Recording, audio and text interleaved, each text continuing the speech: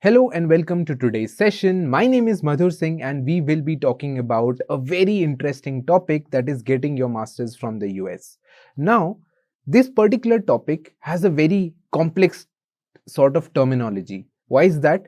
Because you have a lot of different things to consider, be it the application process, be it the visa process, be it the journey of the application. It can get quite hectic.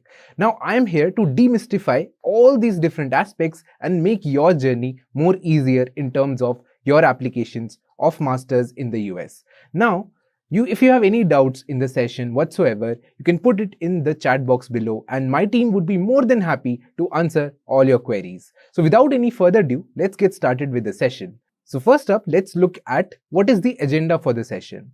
So in this session, firstly, I'll talk about the masters in the US. Why would you choose US to do your masters? What is the reasons behind it? Then I'll talk about what is the eligibility criteria for masters in the US. Thirdly, I'll talk about how would you select the right universities for you? How would you see what your background looks like? How you pick your profile for your masters? So this would be the thing that would consider as your turning point in terms of your application process. You have to make your profile tailor-made for the things that you want to apply for. Then we'll talk about what are the various tests that are involved, right? Be it the graduate aptitude test or be it the language proficiency test, right? So these are GRE, GMAT or IELTS and TOEFL that we talk about. Then at the end, a bonus thing that I'll give you is the entire journey in one single frame. What does that mean? I'll give you a timeline of how you start with the application process and how you end it. What are the different things that are involved during that journey? So stay tuned till the very end to have all this knowledge in your database. So let's get started. So the first aspect or the first thing that you have to consider that comes into your mind is, why would you even consider getting your masters from the US? What is so special about US that you would want to go and do your masters there, right? So the first element to it is home to the top global universities. So when I talk about top global universities, what does it mean? It means that if you look at the QS rankings of universities, you would find the top 100 universities that are there, most of them are located in the United States, which means that they have something special that the other countries do not, right? What is that? It is basically the level in which these universities operate, the higher level of education, the higher level of research, the higher academic benefits that you get while studying in these universities, right? So the second most important element is, if you're studying in the US, you would get 36 months of post-graduation work visa if you're applying for STEM programs. So what are these STEM programs that I'm talking about? It is basically science, technology, engineering, and mathematics. So if these programs are there that you are interested in, you would get a 36 months post-graduation work visa in the US. Also, there are a lot of things about how the financing would be done of getting your masters, because masters can get very expensive while studying abroad, but there are a lot of different hybrid study options that are there, right? For example, study abroad programs of great learning, in which you would have 50% less tuition fee as well in some of these courses, right? So you would have to only pay half of the amount that typically would be required in going and studying in the US. Then, as you know, US is the top country when it comes to research, innovation. So you would get better career opportunities and of course, higher starting salaries. So with all this, you have a competitive advantage if you're getting your masters from the US. Then what are the various things, right? We talked about advantages. So what are these type of advantages that I talk about, right? The first one is world-class faculties. Now these faculties are the ones that have the highest research done in their particular domain, right? They are the ones with cutting edge knowledge of the current technologies that are there. So that faculty base you get is top tier. Then the networking opportunities. You do not only have to get used to people who are around you in your own country. Since you would be in the US, you would have global exposure. You would have a lot of different networking opportunities, be it the alumni base of that particular university, or be it anything else in terms of networking, getting that internship done, and other things. Then it comes about the flexibility in the course structure. So what happens in the US typically is that you would have something known as the main sort of core competency courses. Then most of the other courses would be either electives or something you can mix match from all the courses that would be there in that particular university. Isn't that fascinating enough that you get to choose, you get to modify your own set of course that you would be doing for your masters, right? So it's basically how you cook a dish as per your needs. Similar to that, with your profile for masters, you get to choose all the things that you want to excel in, right? Where your passion belongs. So that is the flexibility that US gives you. Then it comes about the cultural diversity that is there, right? You have people from all over the world, right? From different parts of the world with different skill set, right? So your skill development, your soft skill development happens on campus, which is more important than your academic perspective, if we talk about, right? Because you get to learn from the peers that are there in your class. Then the next part is the advanced technology and resources. So advanced technology and resources, it means that you have cutting edge technologies that are there, right? It means that all the things that are there in the world, the best in class, you would find in their labs. You get to work on in those labs. So all these things included makes it the perfect thing for you to have your masters in the US. So now let's talk about what the MS stands for, right? It stands for Masters of Science, right? So in US, it's typically a 2-year degree program, which is offered around 70% of the US universities, right? So they are primarily in the STEM courses. You do have management courses as well, but the most important elements that people go to US for is the STEM ones: science, technology, engineering, and mathematics. So around those things, right, you have different domains, right, of things that you want to do. Most of the things are covered in these STEM courses itself, right? So it is a specialized degree after bachelor's that you do in a particular area of your study, right? So these are the elements that make it perfect for you to study or get your master's from the US. Again, if you have any doubts during what I'm telling you right now, you can put your queries in the chat box below, and my team would be more than happy to answer to all your queries that would be in your brain. Also, if you do not ask, the answer is always no. So ask any queries that you have in the chat box below. So why would you choose MS, right? We talked about why would you choose MS for the US. But now if I have to pick a domain that is the most trending one out of all, that would be data science and artificial intelligence. So these is the domain that is on the boom, on the rise. So what is the benefit of having the masters in data science, right? The first element is it is adopted by thousands of companies across the globe.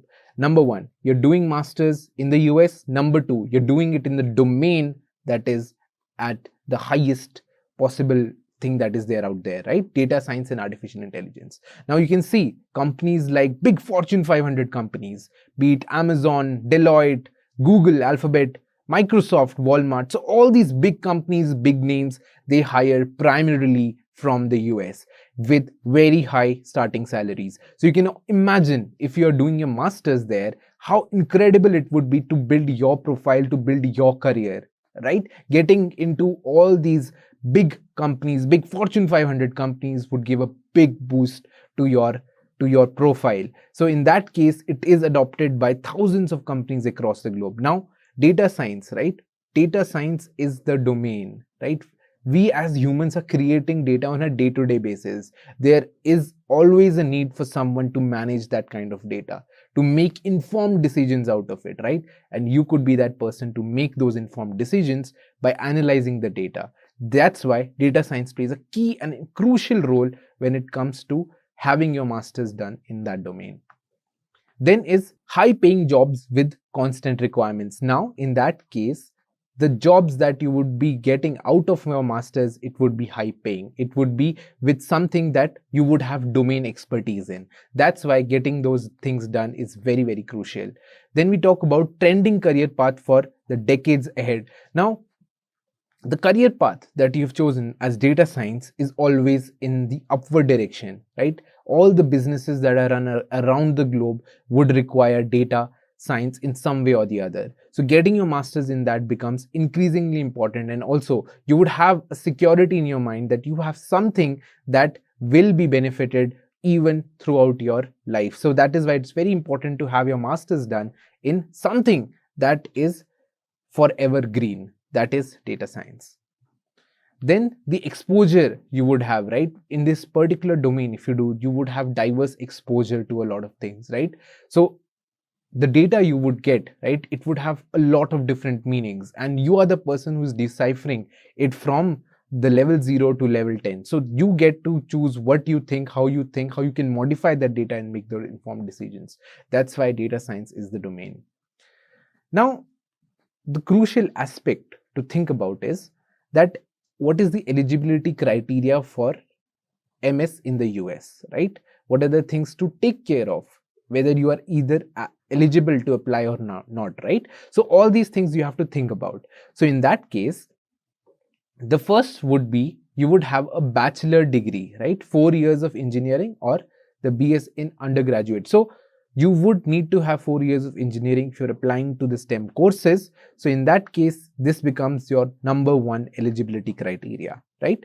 So number 2 is proof of your English language proficiency, right? So either it can be IELTS, either it can be TOEFL. So in this session, at the end of it, I will tell you in detail what the pattern of these exams are, what is the strategy that you can implement and to get the best scores, and the universities that of course you would be planning to choose, right? So English proficiency test plays an important role. It is not something that is too advanced that you need to give 1 year to do it. It is something that in 2 or 3 weeks, if you know the basics of English, you can easily clear it, easily get the required result that you would want, right? You do not want to have, of course, it is better to have full in these things, but if you get the basics of English done, that's more than enough to get you in for this English proficiency test. Then comes the graduate aptitude test, right? These are GRE and GMAT. So what happens in these things is they test you your aptitude skills, how good you are in logical reasoning, critical thinking. So all these aspects are taken care by these tests. Also for these tests, I will give you a brief description about both of these, that is GRE and GMAT. Then we'll talk in depth about something that is known as a statement of purpose and also letter of recommendation, right? So these are the two key things that are required for application to any university you go out. So what is statement of purpose? So in a nutshell, statement of purpose is basically what your willingness to study in that particular course that you have chosen is, right? What is the passion behind it? What is the reason to choose that particular course? What is the future look like if you choose that course, right?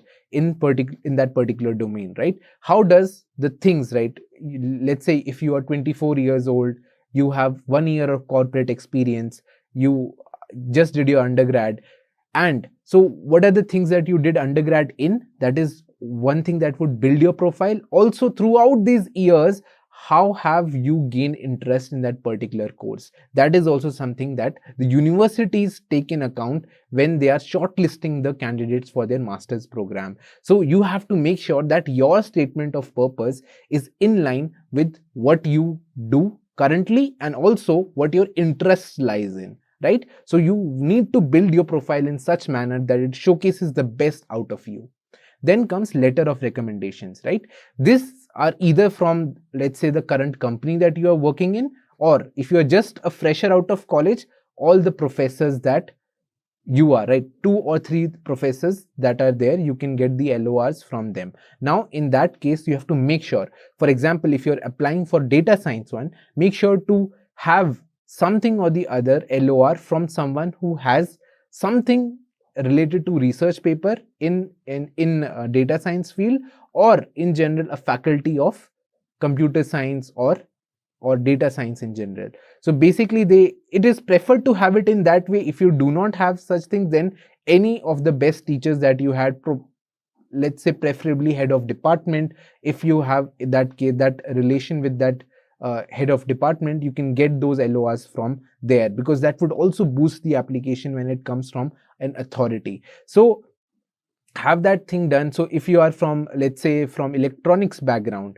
so all these electronics, someone in the faculties who would have greater experience that you worked with, you can also have that thing done, because they can recommend you pretty well in that field. So all these things need to be considered when you are applying for getting your documents ready for your master's application, right? Also, a bonus point that after COVID, most of the universities in the US have waived off the GRE. So typically GRE is a very expensive exam to give as well, right? It's somewhere around 20,000-ish. So with that expensive of the test, you get the benefit when it is waived off. So this can also be something that you can look out for, the universities who have waived off the GRE. So you need to go to their website and check which of these have waived off the GREs. So what are the other academic qualifications that are there, right? For students, if you are right out of college, LORs, as I mentioned, SOPs and research projects. Now, I'll tell you one thing, one bonus thing that most of the people do not tell you. If you have a research-based background, you are definitely more suited to get that particular course that you are applying for. If not, then it's okay. It's not like nothing major happened, but it's that if you have those research projects, if you have that core expertise in that field, you are most likely to get shortlisted easily. So if you have any sort of research project, then it's definitely a plus. If not, you can develop your profile. You can do some case study based projects by yourself before applying for these universities, right? If you have publications, research based publications, fantastic. If not, take up some case studies, let's say in data science, right? If you're applying for data science, you can take up some case studies. You can build your portfolio around that. You can have those certain case studies done in GitHub. You can also get those things done in your order, and also showcase your projects on LinkedIn, right? That also helps. So you don't need to worry if you do not have the research projects, but it's always a must to build your profile along that ones. For working professionals, industry projects, LORs and SOP remain constant. For any other thing, LORs and SOP would remain constant. Also, extracurricular activities and achievements, if you are into sports, that would also carry weightage to your application. It is not a must, but definitely it will have some or the other impact when you are applying for your masters, right? So now in US, right, the approach to take students is a bit different. It is not only the academics that they cater to. It's a mix of everything, right? They just want to know that whether you are the right fit for the class or not. They have to think in terms of how they are building a class of students. Let's say 200 students they have to pick, right? So they have to think about the different things of that particular class. It is not that only one type of students are getting in the class. They do not want all toppers in a class. They want a mixed bag of everything. With every single candidate, every single profile has something or the other that would they considered in shortlisting you, right? Be it extracurricular, be it any achievements, be it the industry related projects that are there, be it the research projects that would be there. So all these things are catered to when they are shortlisting, right? So if you are currently in your undergrad and you want to have that master's in the US, you can slowly build up your profile along that. You can enroll in extracurricular activities, you can work on some industry projects, you can get some of the other certifications that would be required for that particular domain in which you want to go. You can get that certifications as well. And if you are in your undergrad, you have a lot of time, right? So in that case, you can work on a research project, you can get your publications. With the help of your professors, you can definitely get your publications done, and that will be a perfect profile that you can build on to, right? So it's not only primarily focused to academics, but also related to academics plus extracurricular activities. Now, how would you choose the right universities, right? If I ask you this question, what are the things in that you would consider while choosing the right universities for yourself, right? So you first have to choose the specializations wisely. Like, you can't go with what the others are doing. You have to take cognizance of what you want to do, right? You have to think about what you are interested in, right? It's not like you can directly jump from your bachelor's to any other domain, but it is of the fact that what motivates you to pick that particular course for your master's, right? So choose your specializations wisely.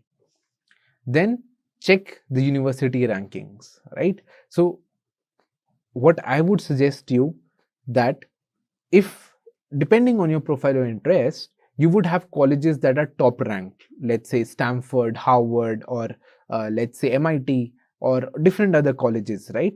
I would say have a mixed bag, right? If you are, let's say, applying to 5 universities, keep 2 as top universities, keep the next 2 as the ones that are in QS rankings, let's say 50 to 100, and keep one from 100 to 150, so that you have a mixed bag of things. Also know, right, do your research in terms of what that particular college is specialized in, what is it known for, right?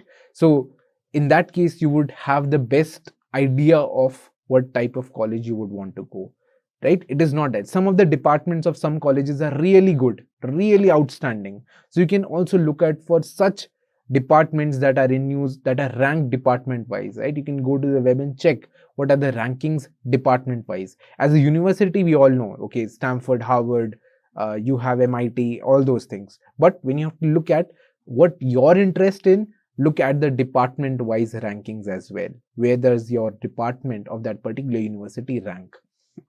Next is the explore the course curriculum, right? So every university have a brochure to the particular course that you're applying for masters, right? Carefully analyze what are the things that they are covering, right? To be frank, most of the universities would have some or the other same sort of curriculum, but have your research done in that regard. If there is someone that includes more hands-on experience, that would be more preferred, right? So have your research in that area as well done. Now the next step would be look into the accommodation. Now there are some universities that would be in the downtown area that would be very, very expensive to stay in, right? So now you would also have to see from that perspective that whether where your accommodation is and where your college is, how far they are, right? Is it easy to commute, or what is the type of accommodation? Mostly what I'll be telling you, near the hub areas of the universities, it's a bit more expensive to stay. So you have to look at the colleges, the accommodations that would be little far off from the place, right? So all these things you have to consider. Then comes the return on investment part, right? So you also have to check on what universities are there that have a bit more higher terms of fees, and what is the ROI. How would you check the ROI? The placement stats, right? So you have to know what is the starting salary of people graduating in your domain, right? And what is the investment that you are putting, right? Most of the people going abroad from India usually take loans to go out, or they apply for scholarship, some sort of tuition waiver, right? So in that case, you can have your math done in that part, that is it worth going there, considering what factors? Number 1, the tuition fee. Number 2, the accommodation expenses. Number 3, if you would get any sort of scholarship whatsoever or not, right? And number 4, the placements. What is the packages that people are taking after they have studied that course, right? Best part is, for the return on investment, you can connect through LinkedIn. You would get a much more better idea when you start networking on LinkedIn. Then these universities have a lot of virtual seminars, right? To know more about that, always enroll in that seminar so that you would get a better picture of this. Mostly the recruitment team of that particular university, they roll out a lot of different sort of webinars that would tell you about the university, the culture in the university, the various departments, the expertise, all those they would be mentioning, right? So you can attend those seminars and have a better idea and a better picture about it, right?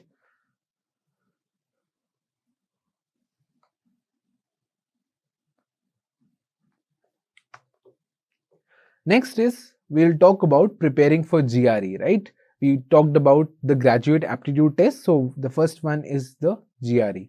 So in GRE, I'll give you a basic overview so that you have an understanding of what this exam is about.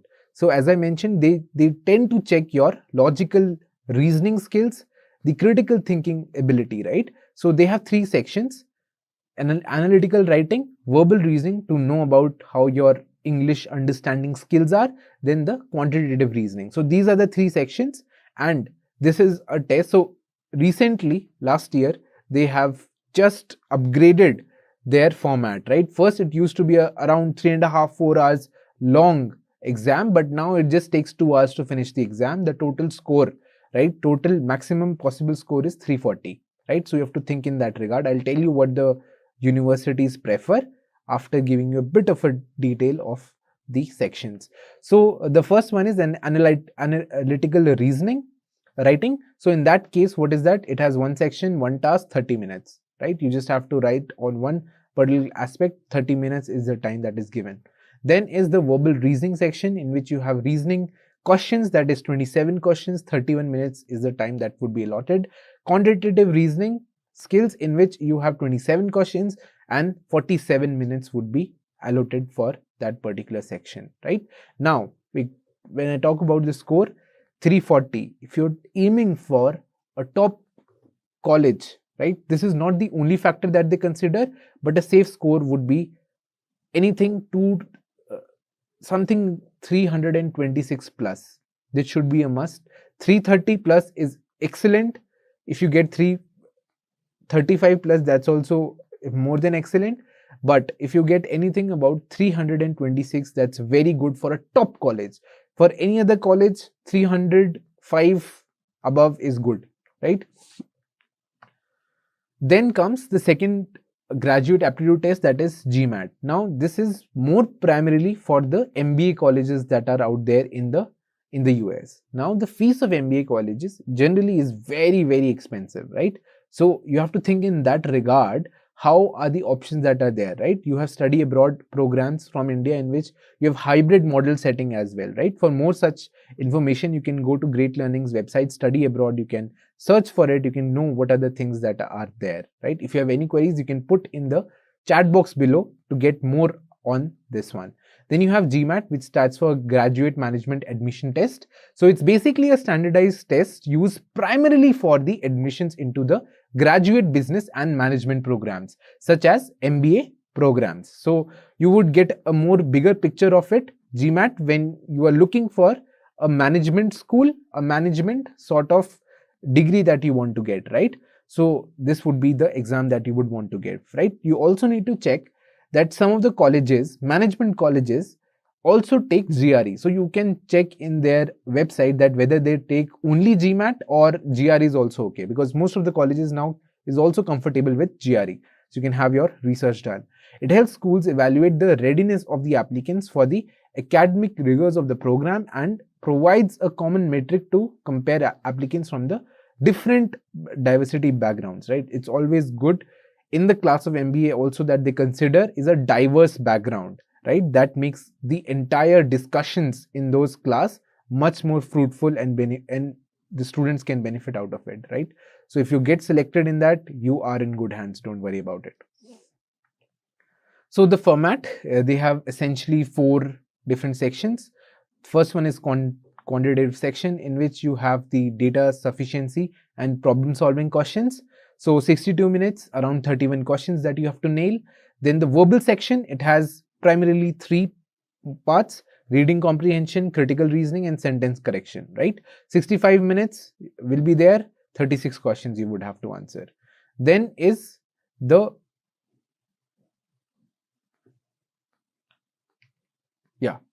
Then is the integrated reasoning part, in which you have multi-source reasoning, graphic interpretation, 2-part analysis, table analysis. So these are the 4 elements that would be there. Then 30 minutes and 12 questions would be there. Analytical writing assessment, in that you have analysis of any arguments. 30 minutes, one topic would be given. You have to analyze the part of argument. So this is what the 4 sections is about. Then let's talk about the language proficiency test, right? So IELTS stands for International English Language Testing System. So it is a standardized English language proficiency to access the basic language, right? So it basically, these language proficiency tests, they check your basic understanding of that particular topic. You do not need to be a master of English to get a good score. If you are someone who understands English, who knows the grammar of what goes in, and also the speaking part, if it is good, you will be more than comfortable to giving these language proficiency tests. So it is accepted and recognized by most universities across the globe, and also the employers that would be there, right? So you don't need to worry about any things that are there. So it has 4 sections: reading, writing, listening, speaking. Both IELTS and TOEFL, they have the same sort of sections in which they evaluate your reading, writing, listening and speaking skills. The exam duration is 2 hours and 45 minutes. It's conducted by the British Council, and also, so you have a score band of 0 to 9, right? 9 being the best, 0, I don't think so anybody gets 0, but that's the band that they operate in, right? Reading is of 60 minutes, writing is of 60 minutes, listening is of 40 minutes, and speaking is of 11 to 14 minutes depending. Then comes preparing for TOEFL. So TOEFL again is a standardized test for English language. So it is conducted by ETS. So it evaluates the, again, reading, speaking, listening and writing. So these are the 4 parameters. So in this case, the pattern is a bit different. So it's a shorter one. It's a 2-hour test in which the score band is 120. So for reading section, the band is 0 to 30. Listening 0 to 30, speaking 0 to 30 and writing 0 to 30. So in the reading sections, you have 20 questions, basically paragraphs that you have to read and analyze. The questions would be there, you have to give the answer to that. Listening, the audio would be played, you would have 28 questions around different sort of sets, and you need to get those questions right in order to get the highest score. So that's about listening. So it's basically about understanding what the audio is talking about, right? So in this case, you also would have something known as partial. There would be a passage that you would have to read, and partial would be audio, right? And then you have to write in also a sort of different, understanding from the listening and writing it, right? A summary sort of thing. Then is speaking, that would involve 4 tasks. Again, the band is between 0 to 30. You have 4 different questions you have to speak and answer.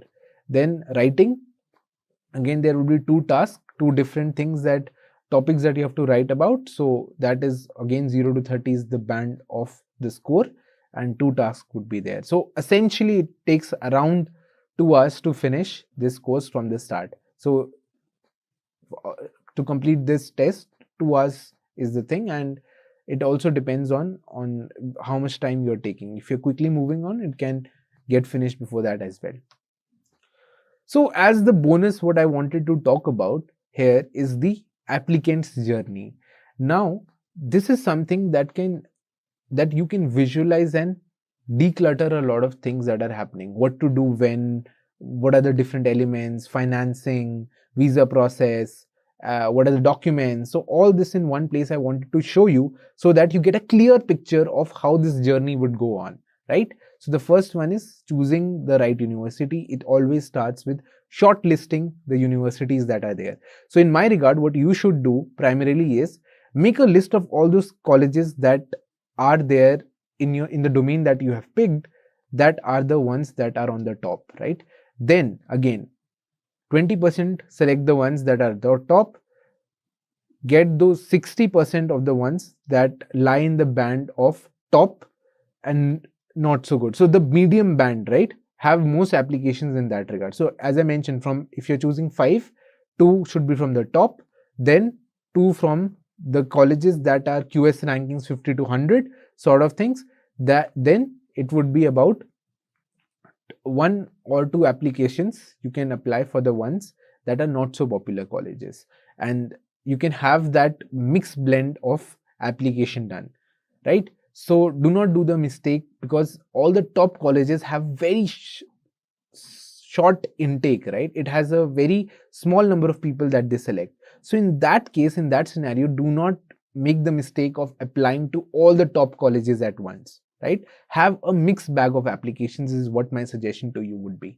Choosing the right universities for your preference is number one step. Number two is getting your application documents. What is the documents? SOP, statement of purpose. What is SOP? I already mentioned it, that it is about what you want to do in that domain, what motivates you to do that, what in your life you have done that motivates you to doing that particular course, right? So these are the things that you have to talk about. LOR, recommendation letters, 2 or 3 minimum, have 3 ready by your side before applying. Then you have transcripts of your bachelor's, get that thing, the degree certificate, get that thing in order. Then the documents are sorted, then your language scores, right? Get that score in, because handy before 2-3 months before applying, have your scores ready. Choosing GRE GMAT, which if they have waived off, then this point would not be applicable to you. If they have, then you have to consider this aspect as well. Then apply for the college, fill those application fees. Someone, the caseworker in the university, the recruitment team will start looking at your profile, and that's the journey how it begins. Once you are done, the application results are out, you will get to know you are in or out, then the visa process will start. So this is the timeline on which the applications run, right? There are 2 mainly intakes, fall and the spring. Spring one is January Feb intake, fall one is August September intake, right? So you have to make sure, and these processes for fall intake will start 1 year before, from November to March. So that would be the timeline for the fall intake. For the spring intake, it would be previous year's March, April, May, June. This would be the timeline that would be there. Then the visa process will start. They would give you the confirmation. You can apply for your student visa. So what are the different questions that come up in this session, right? So I'll just give you a few of them. So the most commonly asked question, what are your career opportunities after MS in US? So you can either do your postdoc there, you can do your PhD from there, you can be involved in any research-based organization there, you can work in the industry, you can work in any of the startups, you can work in any possible sector that you want to do, right? So the career opportunities after masters in US is unparalleled. It is beyond a question, beyond a doubt, anything you can absolutely do in the US. Then second is, what is the cost of studying in the US for a typical MS application? If you're not opting for hybrid solutions, it can go up to 1 CR as well, from 60 lakhs to 1 CR with your accommodation and everything. So it can get, if you choose for hybrid option, it becomes more easier. Study abroad options, it becomes more easier. So you can check out Great Learning's website about the study abroad courses that are there. That is something that is more economical, and you will get the exposure same as other students of studying in the US, right? In the hybrid setting model. So that is also there. Then is, how do I apply for scholarships? So one thing is that if you want to apply for scholarship, either it is from the institute, that is tuition waivers. You can apply for that. You have to write a tuition waiver statement that you have to submit with other applications. That's one. If you're applying for third-party scholarships, for example, in India, you have Fulbright, Nehru, Fulbright, Kalam scholarship. So all these scholarships are there. Tata scholarship is there. So you can look at those type of scholarships as well. Then, how many years of post-graduation work visa will I get? 36 months for STEM courses. I already mentioned that before. When should I apply for the visa? So it is after you get the confirmation, you would be eligible to apply for student visa. As soon as you get the confirmation, do not delay on the process of applying your visa. Then is, what GRE score is considered to be good? Okay, this is one of the most engaging thing that people tend to ask me, that what is the GRE score that is considered as good? There is no such thing. Ideally, I already mentioned that if you're trying for Ivy League colleges or the colleges that are on the top of the QS ranking is usually high. But if you have anything above 305 for GRE, that would be considered good enough. If you're applying for top colleges, 320, 326 plus is a must. What TOEFL score is required for the admission to the top universities? Most universities take 85 and above, because it's not something to It's just basically a requirement test. So 85 above is good enough, right? If you're getting above 100, excellent.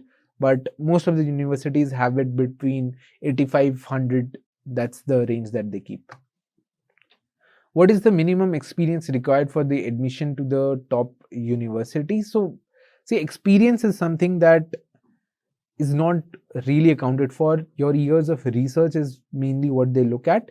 Experience does matter if you're applying for management programs, if you're applying for STEM programs, in any core expertise, if you have done more research oriented work, then definitely it would help, right? But as such, minimum years of experience is no such thing. You can directly apply after your undergrad.